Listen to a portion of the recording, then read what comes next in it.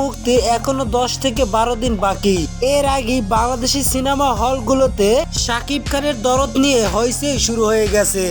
প্রত্যেকবারই মেগাস্টার শাকিব খানের নতুন সিনেমা মুক্তি পেলি বাংলাদেশের সিনেমা হলগুলোর মালিকরা অনেক আগ্রহ সহকারে সিনেমাটি কিনে। সেই ধারাবাহিকতায় এবারও দরদ সিনেমাটি নিয়ে হল মালিকদের ভিতরে এক প্রকারে কারাকারি শুরু হয়ে গেছে।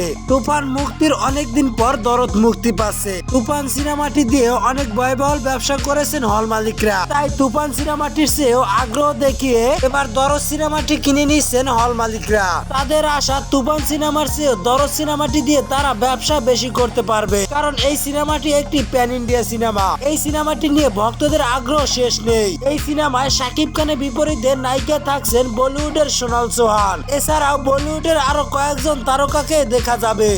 এবার আর কোনো ভুল হবে না। আগামীকালই টি সিরিজ থেকে অফিসিয়াল ভাবে জানিয়ে দিচ্ছে কবে কবে আসতেছে দরদ সিনেমার গান।